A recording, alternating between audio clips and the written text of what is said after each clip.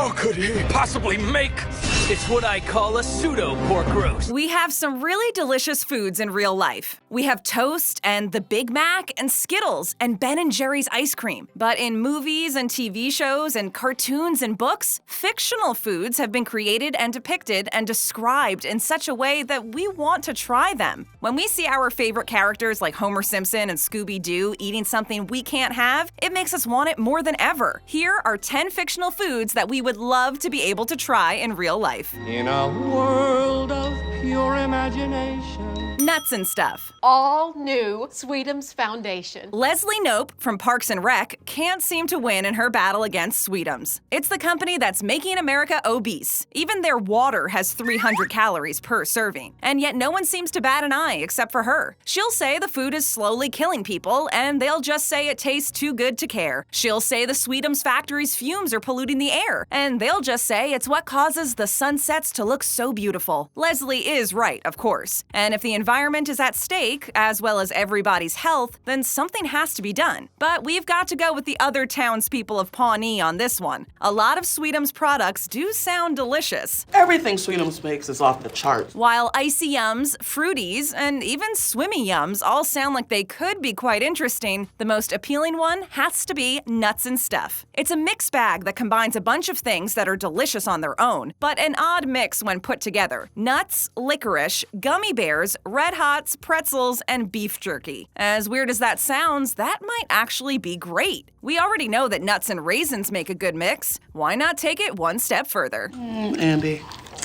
you're fine, but you're simple. Teriyaki donut. Is that the last donut with red, white, and blue sprinkles? Quentin Tarantino is famous for creating fictional brands to appear in his movies. This is partly because he hates the corporate sellout aspect of product placement, paying for the movie by having the characters drinking brand name sodas with the labels facing out with a giant neon sign with that same logo on it right behind them. And partly because he wants his movies to exist entirely in a universe of their own. This is, after all, Quentin Tarantino's world. So why can't it be a world where the most popular brand of cigarettes is called Red Apple? There are a couple of food brands in Tarantino's movies. One of the most common ones is Fruit Brute, which is a real brand, just one that was discontinued. Tarantino kept hold of a box, and he's been using it in his movies ever since. And of course, there's also the Big Kahuna Burger. That's that Hawaiian burger joint that Samuel L. Jackson takes a bite out of to assert his dominance in Pulp Fiction. But the most curious-sounding one has to be the Teriyaki Donut, the restaurant that serves both Japanese food and donuts. It's an interesting mix, but it sounds like it could make for a fun late-night meal. Ooh. Yum. The Clogger. I've gained 20 pounds. The Clogger is a sandwich sold at Krusty Burger, named in reference to the fact that it will clog up your arteries due to all the saturated fat content. It sounds awfully dangerous for your arteries, but it does sound appetizing. As for my cholesterol, It's bad. Krusty took a bite out of the sandwich in the TV commercial and then promptly spat it out as soon as the director had called cut. But we'd still like to try it. For all we know, Krusty only spat it out because he's Jewish and therefore not allowed to eat pork. Despite the pork content, Krusty seems to have no problem using a pig to sell the sandwich. That pig went on to become a viral sensation when Homer gave him the name Spider Pig. So it all worked out for him. We only get a brief glimpse of the burger up close, but from that close-up shot, it looks like there's a couple of beef patties, a lot of bacon, some slices of cheese, and even a couple of fried eggs on there. Delicious. Exactly. Soylent Green. Soylent Green right here. Yes, we know it's people. But millions of people didn't know that it was people, and they were perfectly happy to keep consuming it. The setup of an overly industrialized world in 2022, which was a long time away when the movie was made, but isn't that far away now, is eerily close to reality. The movie was made in 1973 about the dangers of climate change in what was then the far-off future of 2022. Look at us now in 2019 feeling those effects. More people should have been paying attention to this dystopian sci-fi thriller starring Charlton Heston. In the movie, the Soylent Corporation are telling people that if they eat Soylent Green, they will be fine. That's what they need. It's their distant future version of superfood or kale or quinoa. What's this stuff that looks like sand? It's quinoa. People are told that it's good for them and that it has all the nutrients that they need. But then one man stumbles upon the big twist. Soylent Green is made from people. The Soylent Corporation has turned everyone into cannibals, and they're just blindly following it without realizing. It's a metaphor for all kinds of government control, but hey, maybe Soylent Green is actually quite tasty. No one ever said, "Ew, what's in this?" They just ate it and enjoyed it. I am going to eat your soul. Krabby Patty. 12 Krabby Patties on wheat buns. When SpongeBob SquarePants made a Krabby Patty for King Neptune in an early episode of the series, a different version of King Neptune than the balding one Jeffrey Tambor would play when the show got a movie spinoff, the aquatic ruler enjoyed it so much that he threw it back up just so he could eat it again. That sounds like a sandwich we'd like to try. It must be pretty special because it has managed to keep a steady flow of business coming to a restaurant that's located in the middle of nowhere. Plus, the recipe for the burger is so unique and brilliant that a rival restaurateur has dedicated his life to figuring out what it is. Come on, SpongeBob, join me! No one can figure out how to make one of these things from the sandwich alone. They'd need the secret formula. And only then, only a very skilled fry cook like SpongeBob can make it pitch perfect. It's like an undersea version of the Colonel's chicken. No one who doesn't work at KFC and gets the opportunity to peek behind the curtain can figure out the same combination of spices that make that chicken taste so good. It's a good way to do business. It's been a thrill serving you. Chef's Chocolate Salty Balls. There's nothing we can do. Just sit here and suck on my ball. This is not just a fictional food, it is also a song. It was recorded for the South Park episode that introduced Chef's signature dish, but it was also released as a single. In the song, Chef implores you to suck on my chocolate salty balls. Those gleefully unsubtle double entendres don't deter any of his customers, so they must be a really delicious snack. The blending of chocolate and salty flavors is certainly inventive, and it would be interesting to see how they complement one another in Chef's creation. It was a shame when the show lost Chef, but his voice actor Isaac Hayes was so offended by series creators Trey Parker and Matt Stone's take on Scientology in the episode Trapped in the Closet that he decided to leave the show during its 9th season. How did Trey and Matt respond? They took all the voice recordings of Isaac Hayes that they had the rights to and twisted the words around to make him say things that made him sound like a pervert. It's all class with those guys.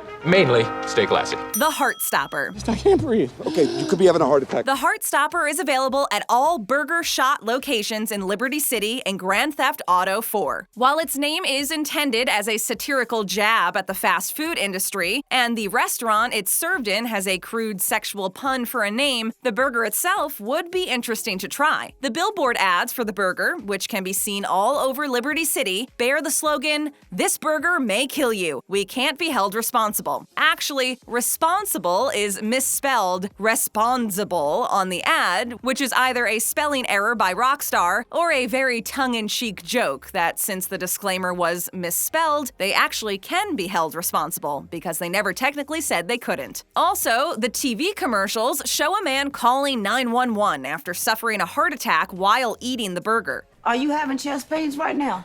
The marketing team at Burger Shot aren't trying to hide the fact that eating this thing is a dangerous game. It has 7 meat patties on it, which, according to the posters for the burger, totals 6 pounds of beef. The Heartstopper costs $100. It must be a crazy good burger. Just a good burger, please, and I'd like that to go. Bertie Bott's Every Flavor Beans.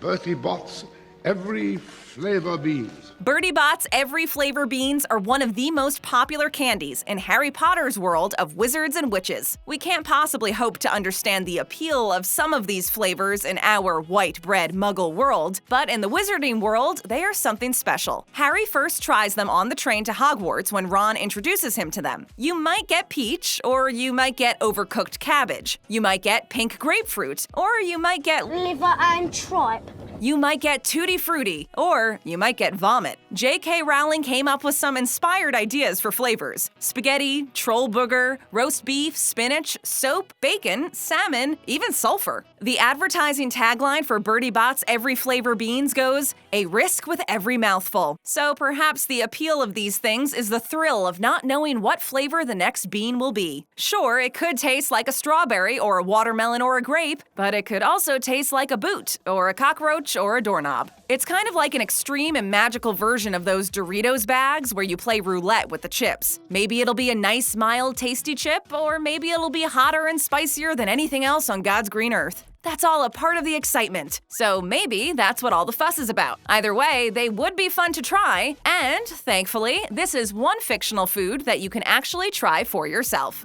I lost. Earwax. Scooby snacks. Oh, come on, eat a Scooby snack, just one. These must be some good cookies. There's no way that Shaggy and Scooby would let a crunchy snack distract them from their impending death by mummy attack or ghostly possession if it wasn't a really, really delicious treat. Shaggy's catch-all excuse for his incredible appetite is simply that, being in a constant state of fear, hanging around in haunted mansions and abandoned amusement parks surrounded by zombies and werewolves and mummies all day, every day, has also put him in a constant state of hunger. We didn't even get one Scooby snack. Now, the logic of that doesn't quite add up, since fear and hunger are two emotional states with no connection at all, but if that's the line and he's sticking with it, then Scooby snacks must be really something. Based on the fact that they're called Scooby snacks and not human snacks, it is safe to assume that these are supposed to be a treat for dogs. But since Shaggy enjoys them just as much as his trusty canine companion, if not more, they must be some darn tasty dog treats. There's some sort of big taboo about humans eating dog food, but Mel Gibson's Martin Riggs character in Lethal Weapon ate dog biscuits in order to kick smoking, and that worked. So it wouldn't be the end of the world for a human to enjoy dog treats. Yeah, this is a guy sort of thing. The Wonka Bar. Willy Wonka, the amazing chocolatier. Remember how gloopy and rich that melted chocolate in the lake at Wonka's factory looked before Augustus Gloop did exactly what we all would have done and collapsed into it to start slurping up as much as he could and then got stuck in a pipe and almost died? Yeah, well, imagine that chocolate set into a mold and made into a candy bar. Pretty tasty, right? Even in Tim Burton's bleak and gothic view of Roald Dahl's once colorful world, Wonka bars look delicious. Try a Wonka scrumdiddlyumptious. The Oompa Loompas are really hard workers, and they come from the forest where the beans that go into Wonka's chocolate originate from. So you know you're getting the best, tender, loving care from the factory line when you commit to the purchase and consumption of a Wonka bar. You're in good hands. Wonka is the best in the business. And as an added bonus on top of the deliciousness of Wonka's chocolate, you might end up getting one of the ones with a golden ticket inside it, and then you'll get a private tour of Wonka's factory. Okay, you might die at the factory, but you also might be the Charlie Bucket figure who passes all of Wonka's tests and wins the day. You mean you're the only one? Hungry for more? Just tap on that screen for more great videos. And if it's your first time here, show us some love and hit that subscribe button and ring that bell to join our notification squad.